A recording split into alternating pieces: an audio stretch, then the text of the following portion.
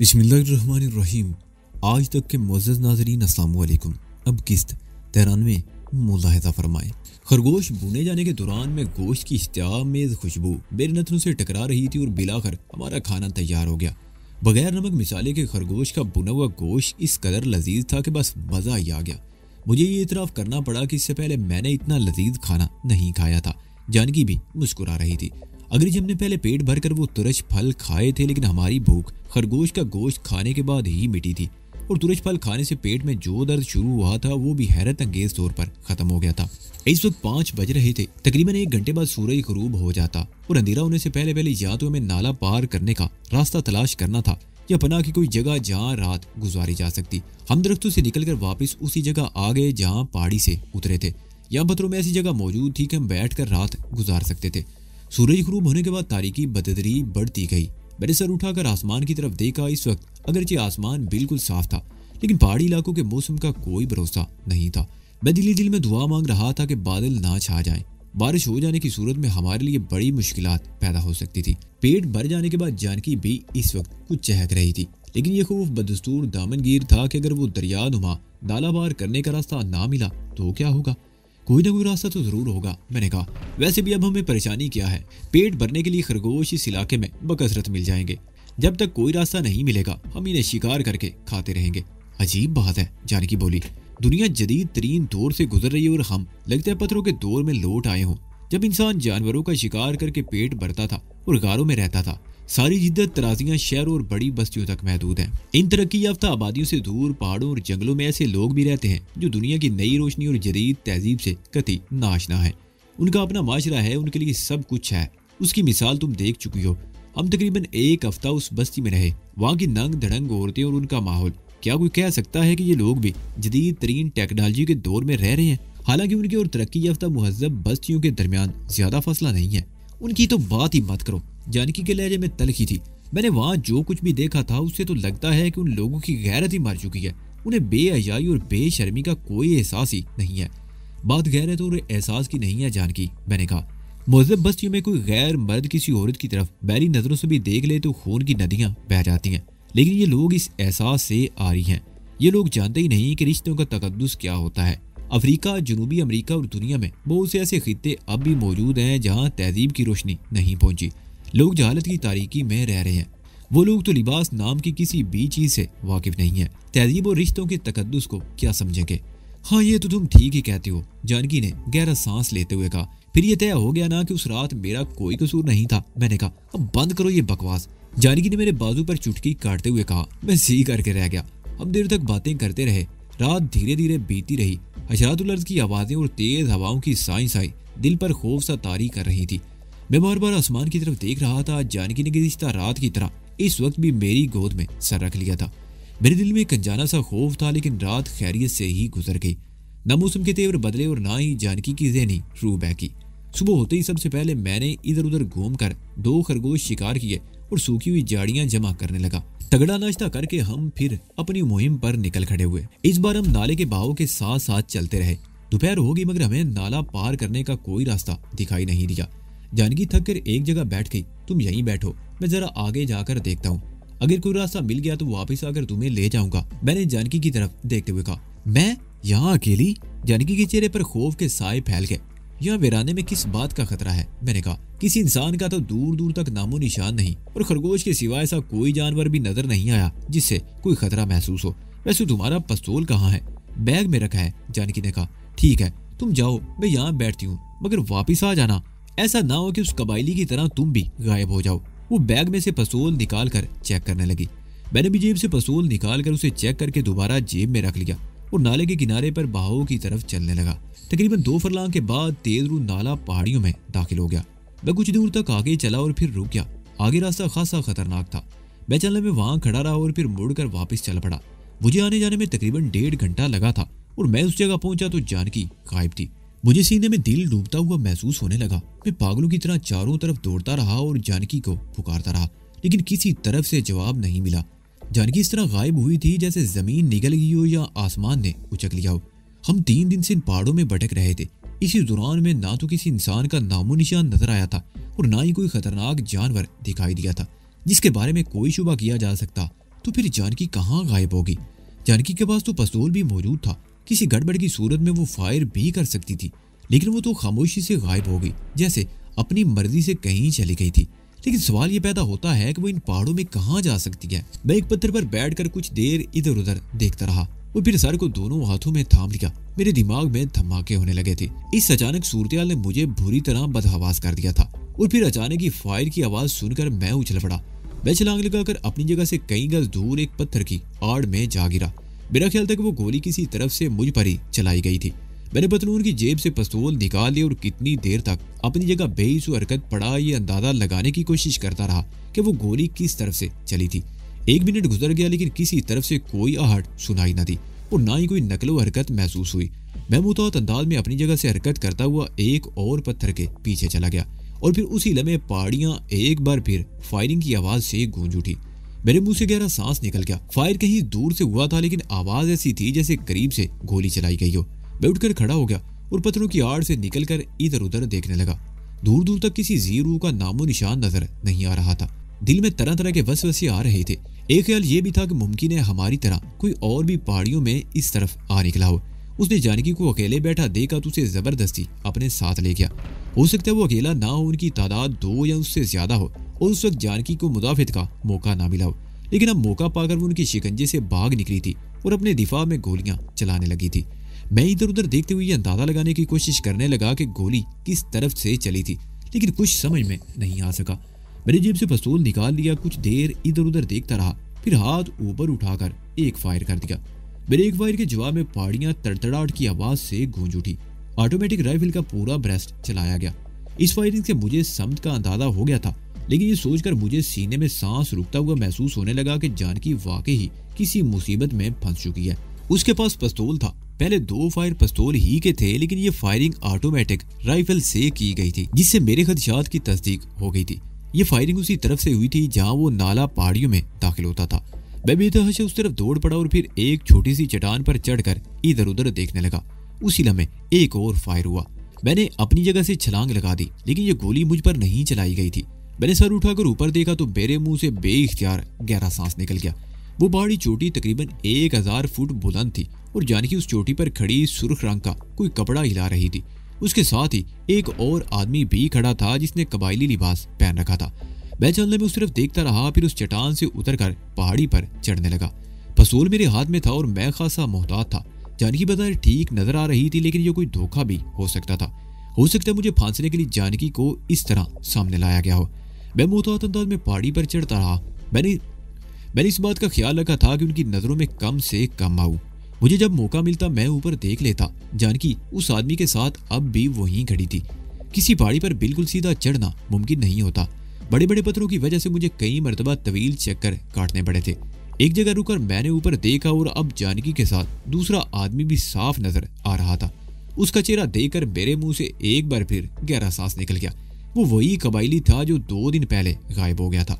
हमारे दरमियान थोड़ा ही फासला रह गया था। उन्होंने भी मुझे देख लिया। कबायली तो वहीं खड़ा रहा और जानकी दौड़ते हुए मेरे करीब पहुंच गई और फिर उसी लम्हे मैंने 2 और आदमियों को पिछली तरफ से पहाड़ी पर चढ़ते हुए देखा तो चौंक गया। मैंने एकदम पिस्तौल वाला हाथ सीधा कर लिया। गोली मत चलाना, जानकी ने दूर ही से चीख कर कहा। ये हमारे साथी हैं। मैं आगे बढ़ गया। जानकी के हाथ में पिस्तौल था और दूसरे हाथ में सुर्ख रंग की टी शर्ट थी जो उसने बैग में से निकाली थी। ये सब क्या है? तू वहां से क्यों गायब हो गई थी और ये कैसे मिला? वो दोनों आदमी कौन है? मैंने एक ही सांस में कई सवाल कर डाले थे। धीरज, जानकी मुस्कुराई। सांस ले लो, इस तरफ आ जाओ, दरख्तों के साए में आराम से बैठकर बताती हूँ। हम पहाड़ी की दूसरी तरफ आ गए जहाँ दरख्तों का एक झुंड सा था। वो दोनों आदमी दिलचस्प नजरों से मेरी तरफ देख रहे थे, जबकि उस कबायली के चेहरे पर निदामत के तासरात थे। मैं एक दरख्त से टेक लगाए बैठा तेज तेज सांस लेता रहा। जानकी मेरे सामने बैठी हुई थी और वो तीनों आदमी भी खम से कुछ फासले पर बैठ गए। ये किस्सा क्या है? मैंने जानकी की तरफ देखा। तुम्हारे जाने के तकरीबन आधे घंटे बाद इन तीनों को अचानक ही अपने सामने देखकर मैं बदहवास हो गई। जानकी बताने लगी। फिर अपने इस गाइड को देखकर मुझे इत्मीनान हुआ। ये लोग हमें तलाश करते हुए इस तरफ आए थे। मैंने जब उन्हें बताया कि तुम नाला पार करने के लिए रास्ते की तलाश में उस तरफ गए हो तो उन्होंने कहा कि तुम यकीनन इसी जगह पहुंचोगे जहां ये मुझे ले जाना चाहते हैं। वो चंद में खामोश हुई, फिर बात जारी रखते हुए बोली, वो नाला पार करने का रास्ता इन्हीं पहाड़ियों में है। नाले के साथ साथ जाते तो बकौल इनके हम वहां तक नहीं पहुंच सकते थे क्योंकि उस तरफ से आगे जाने का रास्ता नहीं था। इसलिए हम पहाड़ियों के ऊपर से निकल आए। इनका ख्याल था कि हम आगे जाकर तुम्हें तलाश कर लेंगे, लेकिन तुम हमें नहीं मिले। काफी देर गुजर गई। मैं समझती थी कि अगर वापस जाकर तुमने मुझे वहां ना पाया तो यकीनन परेशान होगे, इसलिए अपनी मौजूदगी से आगाह करने के लिए मैंने वक्फे वक्फे से फायर किए। जवाब में तुम्हारी तरफ से भी फायर हुआ तो मुझे तसल्ली हो गई। तुम्हें वहां ना पाकर तो मेरा दिमाग घूम गया था, मैंने कहा, लेकिन ये कहाँ गायब हो गया था? मैंने उस कबायली की तरफ इशारा किया। इसकी कहानी भी बड़ी दिलचस्प है, जानकी ने कहा। इसे अपने साथी के मरने का दुख था और इस बात का भी अफसोस था कि उसकी लाश को जानवर खा जाएंगे और ये उसे जानवरों की खुराक बनने से बचाना चाहता था। अगर हमसे कुछ कहता तो शायद हम सैकड़ों फुट गहरे उस खड्ड में उतरने से इसे रोक देते। इसलिए ये सोचकर वो खामोशी से वापस चला गया। इसका ख्याल था कि उसे ना पाकर हम किसी जगह रुक कर उसका इंतजार करेंगे, लेकिन हम असल रास्ते से बहुत आगे निकल गए थे और हमें बहुत देर बाद इसकी अदम मौजूदगी का ख्याल आया था। ये अपने साथी की लाश को पत्थरों से ढांप कर वापस आया और हम तक पहुंचने के लिए दौड़ता रहा। उस दर्रे से निकलने के बाद हम तो सीधे आगे थे, जबकि असल रास्ता दाईं तरफ था। बहरहाल ये उस इलाके पर बहुत आगे निकल गया, इसलिए तुम्हारी आवाजें इस तक नहीं पहुंच सकी थी। वो खुद भी हमें तलाश करता रहा। इसी दौरान में शाम हो गई और ये कहीं रुकने की बजाय उस तरफ से नाला पार करके दूसरी तरफ जंगल में वाकई उस बस्ती में पहुंच गया। वो बस्ती भी यहाँ से तकरीबन 5 मील दूर है। आज वो बस्ती के 2 आदमी को साथ लेकर हमारी तलाश में इस तरफ आ गया और इस मर्तबा अक्लमंदी ये की कि ये लोग उस दर्रे के दहाने पर पहुंच गए और वहां से अंदाजा लगाया कि हम किस तरफ गए होंगे। इस तरह ये लोग मुझ तक पहुंच गए। अगर ये लोग हमें तलाश ना कर पाते तो शायद हम जिंदगी भर इन पहाड़ों में भटकते रहते और किसी आबादी तक पहुंचने का कोई रास्ता तलाश न कर पाते। तुम्हें वहां ना पाकर तो मेरी जान निकल गई थी, मैंने उसके खामोश होने पर कहा। तरह तरह के ख्याल आ रहे थे। बहरहाल वो रास्ता यहाँ से कितनी दूर है? मैं अभी वहां तक नहीं पहुंची, लेकिन मेरा ख्याल है कि अब हमें चलना चाहिए, जानकी कहते हुए उठ खड़ी हुई। हमें उठते देखकर वो कबायली और उसके दोनों साथी भी उठ खड़े हुए। वो दोनों भी कबायली ही थे, लेकिन उनका ताल्लुक बर्मा से नहीं, चीन के किसी सरहदी कबीले से था। उनके न सिर्फ लिबास बल्कि चेहरों के नकूश भी मुख्तलिफ थे। उनके पास लंबी लंबी लाठियां थी जिनके एक सिरे पर लंबे लंबे सूए लगे हुए थे। ये इंकिशाफ बाद में हुआ कि यही उनके दिफाई हथियार थे और इन्हीं से वो जंगली जानवरों का शिकार भी करते थे। मेरी राइफल कबायली के पास थी। जानकी ने ठीक ही कहा था कि अगर हम जिंदगी भर इन पहाड़ों में भटकते रहते तो भी वो रास्ता तलाश ना कर पाते जो वहां से तकरीबन 20 मील के फासले पर था। हम चट्टानों में एक तंग से रास्ते पर चल रहे थे। सबसे आगे हमारा साथी कबायली था, उसके पीछे मैं और जानकी और आखिर में दूसरे दोनों आदमी थे। आगे जाकर वो तंग सा रास्ता भी बंद हो गया। सामने चट्टानें थी। मैंने जानकी की तरफ देखा, उसकी आंखों में भी तशवीश थी। हमारा ख्याल था कि हमें इन खतरनाक अमूदी चट्टानों पर चढ़ना पड़ेगा, लेकिन ये ख्याल गलत साबित हुआ। हमारा साथी कबायली एक बहुत बड़े पत्थर के पीछे जाकर गायब हो गया। मैं उस पत्थर के पीछे पहुंचा तो अमूदी चट्टान में नीचे ऊपर तक एक तंग सी दरार नजर आई। लगता था जैसे कभी ये चट्टान ही रही होगी, लेकिन शायद किसी जलजले की वजह से टूटकर 2 हिस्सों में तकसीम हो गई थी। दोनों चट्टानों के दरमियान 2.5-3 फुट का खला था। कबायली इस तंग सी दरार में दाखिल होकर आगे बढ़ रहा था और जानकी भी उनके पीछे ही दरार में घुस गई। हम दोनों आड़े होकर चल रहे थे। जानकी मेरे पीछे थी और मैंने उसका हाथ पकड़ रखा था। मैंने गर्दन उठाकर ऊपर देखा तो सीने में सांस रुकता हुआ महसूस होने लगा। दोनों चट्टानें ऊपर से एक दूसरे से मिलती हुई महसूस हो रही थी। रोशनी की एक बारीक सी लकीर थी जो दूर तक चली गई थी। ये दरार तकरीबन 50 गज तवील साबित हुई। इसके इख्तिताम पर हम खुली जगह पर पहुंच गए। आगे ढुलान थी और ढुलान के इख्तिताम पर वो नाला था जो पहाड़ियों में घूमता हुआ हमारे सामने से गुजर रहा था। यहाँ नाले का पार्ट 10-12 फुट से ज्यादा नहीं था। किनारे बिल्कुल अमूदी थे। पानी की रफ्तार बहुत तेज थी। यहाँ गहराई भी यकीनन बहुत ज्यादा थी। दरख्तों के 2 तने एक दूसरे से मिलाकर नाले पर रखे हुए थे जो गुजरने का काम दे रहे थे। इन दोनों तनों को मिलाकर भी उनकी चौड़ाई 3 फुट से ज्यादा नहीं थी। हमारा साथी कबायली तो बड़े इत्मीनान से उस पुल पर से गुजरता हुआ दूसरी तरफ पहुंच गया। मैं 2 कदम आगे बढ़कर रुक गया और एक हाथ जानकी की तरफ बढ़ा दिया। मेरा हाथ पकड़कर आहिस्ता आहिस्ता चलती रहो, नहीं तुम जाओ, मैं खुद ही आऊंगी, जानकी ने कहा। वो भी 2 कदम आगे बढ़ी और फिर बैठ गई। खड़े खड़े चलने में ये खतरा था कि अगर पैर फिसल गया तो नाले की तेज लहर अपने साथ बहाकर ले जाएगी। जानकी ने महफूज तरीका इख्तियार किया था। वो बैठे बैठे किसी चौपाई की तरह आगे बढ़ रही थी और मिलाकर दूसरे किनारे पर पहुंच गई। जंगल में वो बस्ती 8 मील से भी ज्यादा दूर थी। हम तकरीबन 1 घंटे में वहां पहुंचे। 6-7 झोंपड़े थे। इस बस्ती में रहने वालों की तादाद 25-26 अफराद पर मुश्तमिल थी, जिसमें औरतें और बच्चे भी शामिल थे। ये लोग चीनी ही थे। इनकी जबान खासी बिगड़ी हुई थी। मैं अगरचे मैंड्रीन जबान अच्छी तरह समझता और बोल भी लेता था, लेकिन मैंड्रीन मुहज्जब लोगों की शाइस्ता और सलेस जबान थी। उस जबान में बड़ी शुगुफ्तगी थी, जबकि इस बस्ती के लोग जो जबान बोलते थे इसे चीन की टेक्साल जबान कहा जा सकता था। बिगड़े हुए लहजे की बिगड़ी हुई जबान। ये मीलों दूर तक फैला हुआ महागनी का जंगल था। फर्नीचर के लिए ये दुनिया की बेहतरीन लकड़ी समझी जाती थी। इस जंगल में इस जैसी छोटी छोटी कई बस्तियां थी। ये लोग दरख्त काट कर लकड़ी जमा करते थे।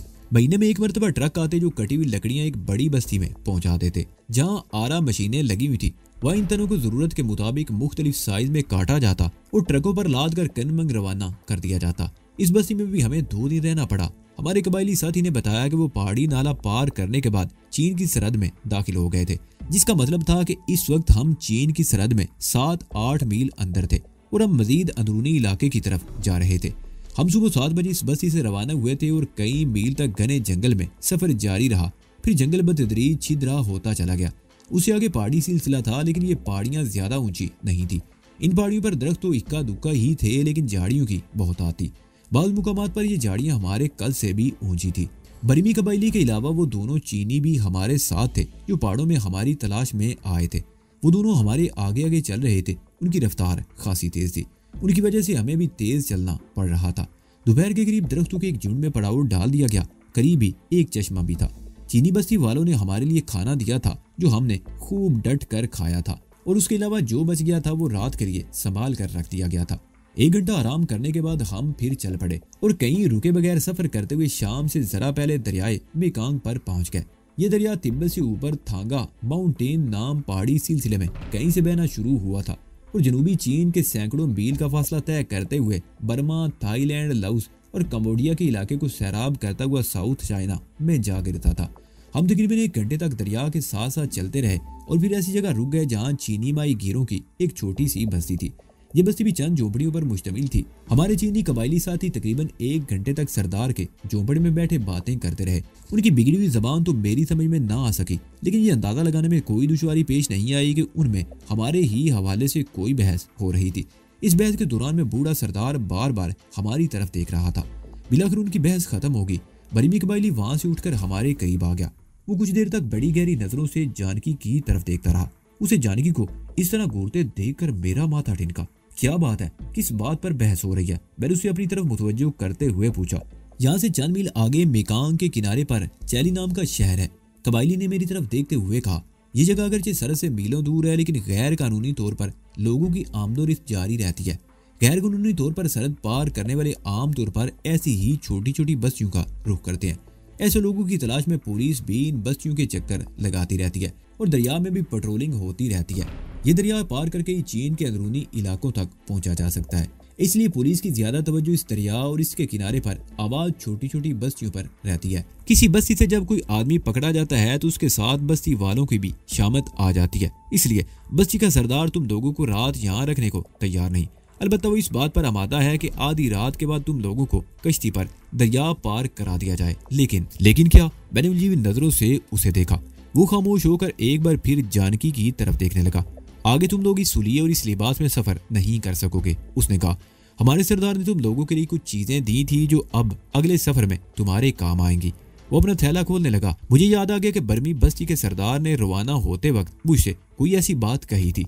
उसने थैले में से एक और थैला निकाल कर मेरे सामने रख दिया। उसमें जर्द रंग की चादरें और कुछ और चीजें थी। अब तुम लोग बख्शुओं के रूप में सफर करोगे। इन ममालिक में बख्शुओं ही का एक ऐसा तबका है जिसे कुछ सहूलतें और मराद हासिल है। ये सैलानियों की तरह मुल्कों घूमते रहते हैं। इन्हें पासपोर्ट और वीजे की भी जरूरत नहीं होती। इनसे कुछ पूछा भी नहीं जाता और ये हर किस्म की पाबंदियों से आजाद समझे जाते हैं। अपनी नुलियों में तो तुम लोग दरिया पार करते ही पकड़े जाओगे, मगर बख्शू बनकर आजादी से सफर करते रहोगे। लेकिन क्या? मैंने एक बार फिर उसे घूरा। वो खामोश होकर एक बार फिर जानकी की तरफ देखने लगा। इसी दौरान में सरदार ने आवाज देकर एक औरत को झोंपड़े में बुला लिया। उसे तेज लहजे में कुछ कहा। औरत ने भी जानकी की तरफ देखा और सारी लाते हुए बाहर चली गई। क्या मसला है और तुम इस तरह जानकी को घूर घूर कर क्यों देख रहे हो? मैंने एक बार फिर पूछा।